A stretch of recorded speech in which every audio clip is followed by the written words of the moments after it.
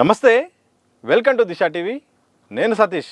ఈ మధ్యకాలంలో 2-3 అంశాలు ప్రధానంగా దేశవ్యాప్తంగా చర్చనీయాంశంగా మారుతున్నాయి. ఒకటి, రిజర్వేషన్లు ఉండాలా వద్దా అనేది ఒక ఉద్యమం సోషల్ మీడియా కూడా కనిపిస్తూ ఉంది. ఇదే సందర్భంలో దళిత క్రిస్టియన్లకు ఎస్సీ హోదా అనే అంశం పైన కూడా సుప్రీంకోర్టు తీర్పు నేపథ్యంలో దానిపైన కూడా తీవ్రంగా చర్చలు, సభలు, సమావేశాలు అన్ని రకాలుగా నడుస్తున్నాయి. మరి జరుగుతున్న పరిణామాలు ఇదే అంశాలపై మాట్లాడి తెలుసుకునే ప్రయత్నం చేద్దాం. మనతో పాటు హైకోర్టు అడ్వకేట్ సుబ్బు గారు ఉన్నారు. సుబ్బు గారు నమస్కారం. నమస్కారం అండి. చాలా పెద్ద విషయము, మతము కులము అనే ప్రస్తావన ఉన్నప్పుడు కూడా ఈ మధ్యకాలంలో ప్రధానంగా ఎవరైతే ఎస్సీలు క్రిస్టియానిటీ వైపు వెళ్తారో వారికి ఎస్సీ హోదా అనేది వర్తించదని కూడా కోర్టులు అంటున్నాయి. ఎట్లా చూస్తారు? మొట్టమొదటిగా ఇది చాలా సున్నితమైన అంశం.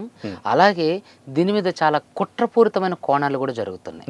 ఇక్కడ మీరు చూసుకున్నట్లయితే మొట్టమొదటిగా హిందూ ధర్మశాస్త్రాల ప్రకారం దళితులు అంటే శూద్రులు, ఇప్పుడు కమ్మ, కాపు, రెడ్డి వీళ్ళంతా కూడా పిలువబడుతున్న వీళ్ళందరూ కూడా శూద్రులు. సో వీళ్ళకి వేదాలు చదివే అవకాశం కానివ్వండి, వేదాలు మాట్లాడే అంటే చదవడం, రాయడం, నేర్చుకోవటం ఇవన్నీ కూడా నిషిద్ధం. అసలు దళితుడు ఏది చేసినా తప్పు అని చెప్పేసి ఇది కొన్ని హిందూ గ్రంథాల్లో మనం చూసినట్లయితే ఉంటాయి. అదేవిధంగా అస్పృశ్యత మీకు తెలుసు, అంటరానితనం అంటారు. అస్పృశ్యత, అంటరానితనం, బహిరంగ ప్రదేశాల్లో వాళ్ళకి మాట్లాడే హక్కు కానివ్వండి, రోడ్డు మీద నడుచుకుంటూ వెళ్ళే హక్కు కానివ్వండి, రోడ్డు మీద వాళ్ళు నడుచుకుంటూ వెళ్తే వాళ్ళ అంటే ముడ్డికి చీపురు కట్టుకొని మూతికి ముంత, వాళ్ళు ఉమ్ము వచ్చినా ఎక్కడ ఉయ్యకూడదు, ఆ ముంతలోనే ఊసుకోవాలి. వీళ్ళు నడిచి వెళ్తున్న రోడ్డుని వీళ్ళు ఆ చీపురుతో లేదా తాటేకతో వీళ్ళే ఊడ్చుకుంటూ క్లీన్ చేసుకుంటూ వెళ్ళాలి. సో అలాంటి దౌర్భాగ్యమైనటువంటి స్థితిలో ఈ ఎస్సీ ఎస్టీలు, కొంతమంది బీసీ సామాజిక వర్గానికి సంబంధించిన వాళ్ళు వీళ్ళందరూ కూడా ఉన్న పరిస్థితుల్లో ఎప్పుడైతే అంటే మీరు వర్తకం కోసం వచ్చారనుకోండి, దోచుకున్నారు, ఏదైనా అవ్వనివ్వండి, కానీ ఇక్కడ ఏదైతే ఆంగ్లేయులు రాక అంటే ఆంగ్లేయులు మనల్ని పరిపాలించడానికి నేను తప్పుపడతా, కానీ వాళ్ళు చాలా ఇన్నోవేషన్స్ తీసుకొచ్చారు.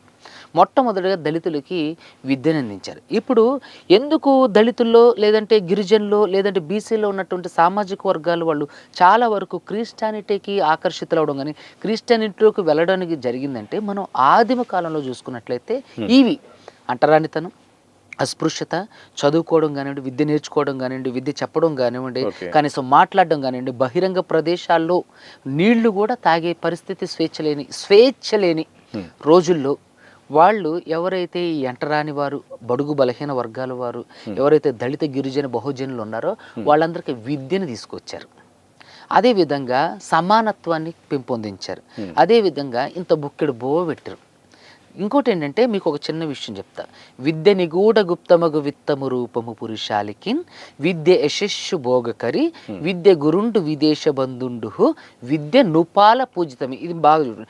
విద్య నుపాల పూజితము, విద్య నెరుగని వాడు మర్దడు. విద్య నుపాల పూజితము అంటే విద్య రాజుల చేత పూజింపబడుతుంది. అంటే ఇక్కడ వీళ్ళు ఒక వ్యక్తి తన వ్యక్తిగత గౌరవంతో, తన స్వశక్తితో, తన కాళ్ళ మీద నిలబడి తన జీవితాన్ని ఉన్నతమైన భవిష్యత్తుగా మార్చుకోగలిగిన ఏకైక శక్తి ఉన్నటువంటి ఆయుధం ఈ భూప్రపంచంలో ఏదన్నా ఉంది అంటే అది కేవలం చదువు మాత్రమే, విద్య మాత్రం. సో అలాంటి అంటే ఒక ప్రత్యేకమైనటువంటి శక్తివంతమైనటువంటి విద్య అనే ఆయుధాన్ని ఆంగ్లేయులు ఇక్కడ ఉన్నటువంటి ఎవరైతే విద్యకు నిషేధింపబడినటువంటి వర్గాల వాళ్ళు ఉన్నారో వాళ్ళకి విద్యనిచ్చారు. తర్వాత వాళ్ళకి విద్య తర్వాత నెక్స్ట్ ఏంటి, ఉపాధి అవకాశాలు.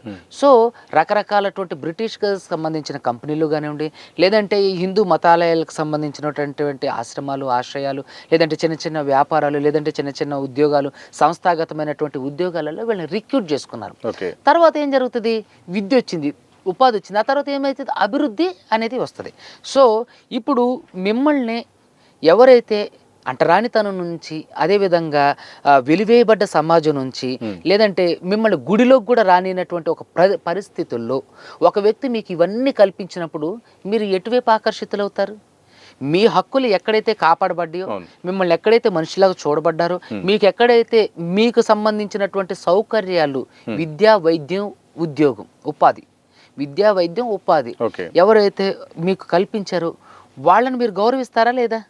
మిమ్మల్ని మీరు మనిషిగా చూసిన వాళ్ళని మీరు గౌరవిస్తారా లేదా? అది ఈరోజు క్రిస్టియానిటీ భారతదేశానికి చేసినటువంటి గొప్ప మేలది. ఈరోజు మీరైనా నేనైనా ఈ సంస్థకి యజమాని అయినా సరే ఈరోజు ఇక్కడ మనం ఒక విలువలతో కూడినటువంటి గౌరవప్రదమైనటువంటి హోదాలో ఇక్కడ కూర్చొని మీరు నన్ను గెస్ట్గా పిలిచి నేను మాట్లాడే మాటను మీరు రికార్డ్ చేసి ప్రజలకు చూపించగలిగే స్థితిలోకి నేను ఈరోజు రాగలిగినంటే బికాస్ ఆఫ్ ఓన్లీ ఎడ్యుకేషన్. ఆ ఎడ్యుకేషన్ ఈరోజు బ్రిటిషర్స్ అంటే ఆంగ్లేయులు ఈరోజు భారతదేశానికి తీసుకొచ్చారు. ఇక్కడ ఎవరైతే హిందుత్వం చాలా గొప్పది, కానీ హిందూ మతం పేరుతో జరిగే అరాచకాలు చాలా క్రూరమైనవి. ఎలా అంటే అదే ఇప్పుడు హిందూ మతంలోనే ఇప్పుడు మొత్తం ఇప్పుడు ఎవరైతే ఉన్నారో మొత్తం కూడా మనం అంటే బ్రహ్మతో సమానంగా పోలుస్తారు. అందరూ కూడా బ్రహ్మ సృష్టిలో భాగమే అని అంటారు. మరి దేవుడు ఆ సర్వాంతర్యామి బ్రహ్మ అయినటువంటి వ్యక్తి మనల్ని సృష్టించినప్పుడు నువ్వు దళితుడివి, నువ్వు గిరిజనుడివి, నువ్వు ఉన్నత వర్గాలకు సంబంధించిన వాడివి, నువ్వు క్షత్రియుడు, వైశ్యుడు, బ్రాహ్మణుడివి, నువ్వు శూద్రుడు అని నిర్ణయిస్తే తను ఎలా దేవుడు అవుతాడు? నేను అదే స్ట్రైట్ క్వశ్చన్ అడుగుతున్నా. దేవుడు అందరినీ సమానం. ఇప్పుడు ఒక తల్లికి 4 పిల్లలు పుట్టారండి, ఆ తల్లి 4 పిల్లల్ని సమానంగా చూస్తుందా, ఒకళ్ళని మంచిగా చేస్తుందా? అలా చూసినప్పుడు ఆవిడ తల్లి ఎలా అవుతుంది? అలాగే ఇక్కడ కూడా ఈ భూ ప్రపంచంలో కూడా నిజంగా మన మత గ్రంథాల ప్రకారం బ్రహ్మే మనల్ని సృష్టించినట్లయితే మరి నువ్వు శూద్రుడివి అంటే నువ్వు శూద్రుడివి, నువ్వు అన్ని అంటే అశుద్ధాన్ని ఎత్తిపోయాలి. నువ్వు బీసీవి, నువ్వు వీళ్ళకి వెట్టి చాకరీలు చెయ్యాలి. అదేవిధంగా ఓసీ ఇప్పుడు ఓసీగా చేయబడినటువంటి రెడ్డి, కమ్మ, కాపు కూడా వాళ్ళు శూద్రులే. పాపం సహోదరులకు తెలియదు, ఈ ఇంటర్వ్యూ ద్వారా తెలియాలని నేను అంటున్నాను. సో వాళ్ళు కూడా అంటరాని వాళ్ళే, వాళ్ళు కూడా శూద్రులే, వాళ్ళకు కూడా చదువు నిషేధించబడింది, వాళ్ళకు కూడా వేదాలు నిషేధించబడ్డాయి, వాళ్ళకు కూడా మనుషులుగా తీర్చిదిద్దబడలేదు. ఇక్కడ ఎవరు? బ్రాహ్మణ, క్షత్రియ, వైశ్యులు మాత్రమే అగ్రవర్ణాలుగా పిలువబడేది. మిగతా వాళ్ళందరూ కూడా వీళ్ళకి సేవలు చేయడం కోసం సృష్టించబడ్డారని చెప్పేది మత గ్రంథం. వాటిని ఢీ కొట్టి వాటిని కొలాప్స్ చేసి మనుషులందరూ సమానమే, ఆర్టికల్ 14 అని మన కాన్స్టిట్యూషన్లో చట్టం ముందు అందరూ సమానం అన్నట్టు ఈ భూమిలో అదేవిధంగా ఈ ప్రపంచంలో ఖచ్చితంగా ప్రతి ఒక్కళ్ళు ఈ భూమి మీద సమానమే. ఎవడు ఎక్కువ కాదు, ఎవడు తక్కువ కాదు, ఎవడికి ఈ భూమి మీద అంటే ఉన్నతమైనటువంటి హోదా పుట్టుకతో రాలేదు. వాళ్ళ వ్యక్తిత్వాన్ని బట్టి, వాళ్ళు చేసే వృత్తిని బట్టి, వాళ్ళు చదువుకున్న చదువుని బట్టి, వాళ్ళ టాలెంట్ని బట్టి ప్రతిదీ రావాలి. వివక్ష కారణంగా మతము మారాల్సిన పరిస్థితి వస్తుంది, కానీ మతం మారిన తర్వాత వివక్ష లేదుగా. మరి ఇంకా ఆ కులం ఎందుకు? కులం మారినాక మతంలోకి వెళ్ళాక మళ్ళీ ఆ పాత కులం అనేది హోదా ఎందుకు వర్తిస్తుంది అనేది. అయితే ఇక్కడ కులం అనేది కేవలం కులం కాదండి, ఒక వ్యక్తి యొక్క ఏమంటారంటే బేస్ పాయింట్, ఉనికి. మీకు కరెక్ట్గా చెప్పాలంటే కులం అనేది ఒక వ్యక్తి యొక్క ఉనికి. సో ఇక్కడ కులంగా ఎందుకు ఈ వ్యక్తి నిర్ణయించబడ్డాడు అని అంటే, ఇప్పుడు ఫర్ సపోజ్ నేనున్నాను అనుకోండి, నేను ఎస్సీ సామాజిక వర్గానికి సంబంధించినోడిని, లేదంటే బీసీ సామాజిక వర్గానికి సంబంధించినోడిని అనుకోండి, లేదా నేను ఎస్సీ సామాజిక వర్గానికి సంబంధించిన వ్యక్తిని అనుకోండి. ఈరోజు నేను క్రైస్తవ మతాన్ని క్రైస్తవ మతాన్ని స్వీకరించాల్సి వచ్చిన అవసరం దేనికి వచ్చింది అంటే ఎగ్జాంపుల్కి చెప్తున్నా. సో అక్కడ ఆదిమ కాలం నుంచి కూడా దళితుల్ని శూద్రులుగా, అంటరాని వాళ్ళుగా, అస్పృశ్యులుగా, అదేవిధంగా వాళ్ళకి ఎటువంటి వెట్టి చాకరీ చేయించుకోవటం, నౌకలు ఇవ్వడం, తర్వాత వాళ్ళ స్త్రీలతో వీళ్ళు సాంగత్యం అంటే పెళ్లికి ముందు 3 రోజులు వాళ్ళతో సాంగత్యం చేయడం, తర్వాత వాళ్ళ స్త్రీలకి రొమ్ము పన్ను వేయడం, పురుషులైతే మీసాలు పెంచుకుంటే వాళ్ళకి మీసం పన్ను వేయడం, తర్వాత వాళ్ళు చచ్చిపోయినా సరే పన్ను కట్టి ఇలా నడ్డి విరిచే పనులు చేసి వెట్టి చాకరీ చేసినటువంటి ఒక వ్యక్తి తను ఒక కులం నుంచి వచ్చిండు, తనను పరిపాలించే ఒక కులం నుంచి ఒక వ్యక్తి వచ్చిండండి. ఇప్పుడు ఇతను బ్రిటిషర్స్ లేకపోతే ఇంకొకళ్ళు వచ్చి వాళ్ళకి చదువుని, విద్యని, ఉద్యోగాన్ని అందించిన తర్వాత వీళ్ళ దగ్గర ఎవరైతే ఈ వెట్టి చాకరీకి గురి కాబడుతున్నటువంటి వ్యక్తులు ఎవరైతే ఉన్నారో వీళ్ళంతా ఒక 85% వేసుకోండి. మిగతా వాళ్ళు ఎవరైతే రూలర్స్గా ఉన్నవాళ్ళు వాళ్ళందరినీ ఒక 15% వేసుకోండి. 15% ప్రజలు వీళ్ళందరూ ఏది ఎస్సీ, ఎస్టీ, బీసీ, మైనారిటీ, తర్వాత ఇప్పుడు ఓసీగా చెప్పుకోబడుకున్న కొన్ని కులాలు ఏది రెడ్డి, కమ్మ, కాపు, బలిజై, శెట్టి బలిజై, వీళ్ళందరూ కూడా శూద్రులే. సో వీళ్ళందరూ కూడా 95% వేసుకోండి. బ్రాహ్మణ, క్షత్రియ, వైశ్యులు లేదా 85% బ్రాహ్మణ, క్షత్రియ, వైశ్యులు ఒక 15% వేసుకోండి. ఈ 15% ఉన్న వాళ్ళ దగ్గరేమో రెడ్డిని, కమ్మని కూడా కలుపుకుంటే 15% ఉన్న వాళ్ళ దగ్గర 85% భూమి ఉంది. 85% ప్రజలున్న వాళ్ళ దగ్గర 15% భూమి ఉంది. చాలా అంతరం ఉంది, చాలా. సో ఇక్కడ ఈ ఒక ఎస్సీ సామాజిక కులానికి సంబంధించినటువంటి వ్యక్తి ఉండు. సో తను ఎస్సీ సామాజిక వర్గం నుంచి వచ్చింది కాబట్టి ఆలయ ప్రవేశాన్ని నిషేధించారు. కూడా అక్కడ వరకు ఎందుకండి, మొన్న కూడా ఆంధ్రాలో ఒక హనుమంతుడి ఆలయం కడితే దాంట్లోకి దళితులు రాకపోతే పోలీసులు కలెక్టర్ వాళ్ళందరూ వచ్చి దళితుల్ని ఆలయ ప్రవేశం చేయించారు. మరి ఇప్పుడు అమ్మ పెట్టదో అడుక్కు తినేవదు అన్నట్టుగా మీరు గుళ్ళల్లోకి రానివ్వరు, పూజలు చేయనివ్వరు, గుళ్ళలోకి ప్రవేశాన్ని కల్పించరు. కానీ వేరే మతం తీసుకుంటే మాత్రం నీ కులం రద్దయిపోతుంది. ఇప్పుడు ఒక ఎస్సీ సామాజిక వర్గానికి సంబంధించినటువంటి వ్యక్తి క్రైస్తవ మతాన్ని ఆచరించడం వల్ల ఏమిటి సమస్య? ఓకే, క్రైస్తవ మతాన్ని ఆచరించండు, తనకి బీసీసీ సర్టిఫికేట్ ఇచ్చారు. బీసీసీగానే మరి ఇతన్ని పరిగణిస్తారా? ఇప్పుడు ఒక మాల ఉన్నారు, లేదంటే ఒక మాదిగ ఉన్నారు, ఒక డక్కలి ఉన్నారు, ఒక చెంచు ఉన్నారు, ఒక బోయ ఉన్నారు, లేదంటే ఒక కోయ ఉన్నారు, లేదంటే ఒక లంబాడ ఉన్నారు. వీళ్ళందరిలో అందరూ క్రైస్తవ మతం తీసుకున్నారు అనుకోండి, వాళ్ళనే బీసీసీగా అంటే ఉన్నత బీసీసీ అంటే ఆల్మోస్ట్ ఓసీ అన్నట్టు వేసేసి వాళ్ళకి తినడానికి తిండి ఉండదు. సో వాళ్ళని తీసుకెళ్ళి బీసీసీలో వేస్తారు. సో వాళ్ళకి ఎస్సీలో ఉన్నటువంటి, ఎస్టీలో ఉన్నటువంటి, బీసీలో ఉన్నటువంటి రిజర్వేషన్ వర్తింపు చేయకుండా బీసీసీలో వేశారనుకోండి, వాడిని వాళ్ళని లంబాడి అనే, మాదిగ వాళ్ళని మాదిగ వాళ్ళనే, మాలవాడిని అనే అంటారు తప్ప కులం పోదు. ఇక్కడ సర్టిఫికేట్ మాత్రమే వస్తుంది తప్ప కులం పోదు.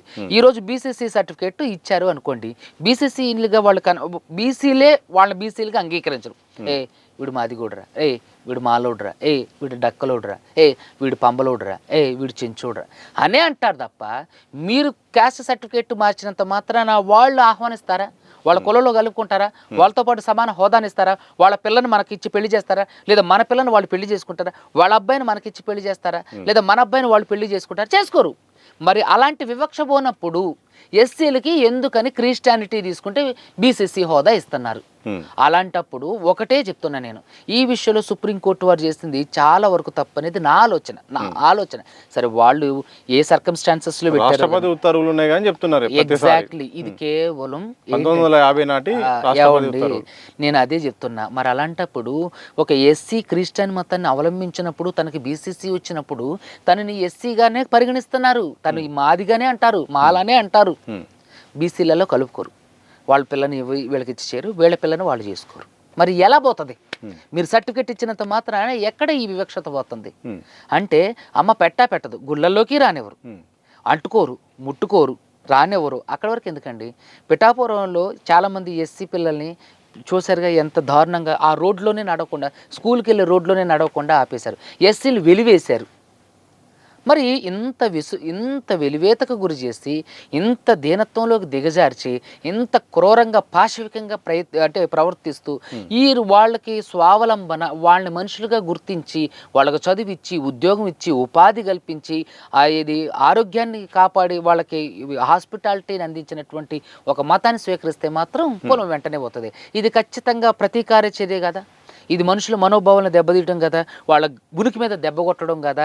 అరే నువ్వు ఇది కాదురా, నువ్వు ఇది అని చెప్పేసి అన్నప్పుడు ఇక్కడ ఉన్నటువంటి కేటగిరీ వాళ్ళు ఇక్కడ ఉన్నటువంటి వాడిని ఇందులో జాయిన్ చేసి సర్టిఫికేట్గా మాత్రమే జాయిన్ చేస్తున్నారు తప్ప వ్యక్తిగతంగా కానీ, సామాజికంగా కానీ, రాజకీయంగా కానీ, తర్వాత భౌగోళికంగా కానీ, భౌతికంగా కానివ్వండి, పెళ్లి కానీ, పెటాకులు కానీ ఇందులో జాయిన్ చేయట్లే. ఒకవేళ ఇందులో జాయిన్ చేయటం వాళ్ళ ఉద్దేశం కాదు, వీడిని భయపెట్టించి బెదరగొట్టించి ఇక్కడ ఒక మతాన్ని వాళ్ళ మీద రుద్దాలి. సో ఆ మతాన్ని రుద్దిన తర్వాత వాళ్ళని దాని మీద ఒక రాజకీయ సింహాసనాన్ని ఏర్పాటు చేసుకోవటం వీళ్ళ ముఖ్య ఉద్దేశం. ఈ కేసు పెట్టిన తర్వాత చింతాడ ఆనంద్ సంబంధించిన కేసు చాలా స్పీడ్గా తీర్పు వచ్చేసింది. మామూలుగా కోర్టు సంబంధించిన దాంట్లో మీరు ఒక అడ్వకేట్గా తెలుసు, కొన్ని సంవత్సరాల పాటు ట్రయల్స్ అని చాలా ఆలస్యం అవుతుంది, కానీ ఈ విషయంలో చాలా స్పీడ్గా వచ్చింది. సుప్రీంకోర్టు కూడా చాలా స్పీడ్గా రియాక్ట్ అయింది. అదే నేను ఏమంటానంటే, ఇక వారికి ఏదో అంటారు కదండి, దేవుడికే ఎరుక, ఆ పరమాత్ముడికే ఎరుక ఏం జరుగుతుంది ఏంటనేది. నిజంగా భారతదేశంలో ఉన్నటువంటి ప్రజల్ని ఇది ఖచ్చితంగా వాళ్ళ ఉనికి మీద దెబ్బ కొట్టడమే, వాళ్ళ బ్రతుకుల మీద దెబ్బ కొట్టడమే. ఇక్కడ భయపెట్టించి భయభ్రాంతులకు గురి చేయడము. ఇక్కడ సర్టిఫికెట్గా మాత్రమే మీరు మార్చగలిగే రిజర్వేషన్ తీసేస్తున్నారు, కానీ భౌగోళికంగా, భౌతికంగా, రాజకీయంగా, ఆర్థికంగా తనని మీరు ఇంకా కుంగుబాటులోకి నెట్టివేసినట్టే.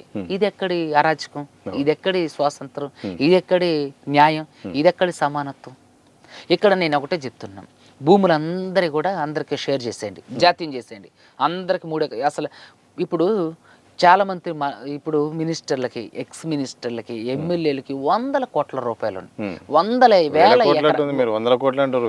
లక్షల కోట్లు అండి, వందల కోట్లు కూడా కాదు. వాళ్ళు ఇచ్చిన ఎలక్షన్ అఫిడవిట్లలో చెప్తున్నా నేను, వందల కోట్లు ఉన్నాయి. లక్షల ఎకరాలు, ఈ వందల ఎకరాలు, వేల ఎకరాలు ఉన్నాయి. అవన్నీ కూడా అందరికీ సమానంగా వచ్చండి. అక్కడి వరకు ఎందుకండి, ఈ రోజే నేను పేపర్లో చూసా, ఈనాడు పేపర్లో, మన దిశ పేపర్లో కూడా వచ్చింది. ఒక ముసలావిని, 80 ఏళ్ళ ముసలావిని హాస్పిటల్కి తీసుకెళ్ళడానికి ఒక మంచం మీద కూర్చోబెట్టుకొని అటోకిద్దరు ఇటోకిద్దరు కాలువ దాటిస్తున్నారు. కనీసం రోడ్డు సౌకర్యం లేనటువంటి దౌర్భాగ్యమైనటువంటి పరిస్థితుల్లో ఉంటే లక్షల కోట్లు వీళ్ళకి ఎక్కడి నుంచి వచ్చింది? సో వాళ్ళ భూములు, ఆస్తులు, కోయ, గుత్తికోయ, లంబాడ, మాల, మాదిగ, కమ్మరి, కుమ్మరి, చాకలి, మంగలి అందరికీ సమానంగా పంచండి. అందరికీ సమానంగా ఉంచండి. మీకు 3 ఎకరాలు ఉన్నాయా? సీఎం రేవంత్ రెడ్డి గారికి 3 ఎకరాలే ఉండాలి, నాకు 3 ఎకరాలే ఉండాలి. మాకు రిజర్వేషన్ వద్దు, వద్దు, ఛాలెంజ్. సీఎం రేవంత్ రెడ్డి గారికి 3 ఎకరాలే ఉండాలి, పొంగులేటి శ్రీనివాస్ రెడ్డి గారికి 3 ఎకరాలే ఉండాలి, నాకు 3 ఎకరాలే ఉండాలి, మీకు 3 ఎకరాలే ఉండాలి, మీ ఎండి గారికి 3 ఎకరాలే ఉండాలి. రిజర్వేషన్ల గురించి మనము నెక్స్ట్ వెళ్ళే ముందు ఫైనల్ గా ఈ దళిత క్రిస్టియన్లకు సంబంధించిన దాంట్లో చివరి పరిష్కారం అయ్యే అవకాశం ఉంటుందా? సుప్రీంకోర్టు అయితే మాత్రం ఇక కుదరదు అని చెప్తుంది, ఏం చెప్తారు? సుప్రీం ఒకటి చూడండి, నేనేమంటానంటే, మీరు సెక్షన్ 377 అసహజ లైంగిక చర్యలకు సంబంధించినటువంటి తీర్పులు చూస్తే 3 సార్లు మారింది. అదేవిధంగా ఏబిసిడి వర్గీకరణకు సంబంధించిన తీర్పులు 2-3 సార్లు మారింది. అదేవిధంగా ల్యాండ్ అక్విజిషన్ యాక్ట్ చట్టాలు మార్చారు.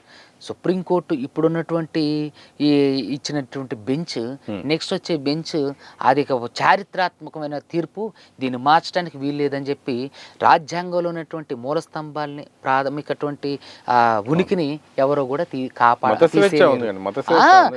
మత ప్రచారం చేసుకునే హక్కు ఉంది, మత స్వేచ్ఛ ఉంది, నచ్చిన మతాన్ని స్వీకరించే హక్కు ఉంది. నచ్చిన మతాన్ని స్వీకరించే హక్కు ఉన్నప్పుడు నువ్వు ఈ మతాన్ని తీసుకుంటే నీకు ఈ హోదా పోతుందంటాం, ఇదేంటి అంటే పెర్రిగిల్లి జ్వాలబాడినట్టే కదా. ఇది ఎంతటి దౌర్భాగ్యమైనటువంటి పరిస్థితి. నిజంగా ఇది చాలా బాధాకరం. ఇక్కడ నా ఆవేదన ఏంటంటే, పాపం ఎస్సీ ఎస్టీలు బీసీలు అందరూ కూడా, ఎస్సీ ఎస్టీలు ముఖ్యంగా, వాళ్ళందరూ కూడా ఏమీ లేనోళ్ళే ఉంటారు. మీరు ఇప్పటికీ స్టిల్ వెళ్ళండి, ఇల్లు లేనోళ్ళు ఉన్నారు, గుడిసెల్లో గంజి దాగి బతికేటోళ్ళు ఉన్నారు.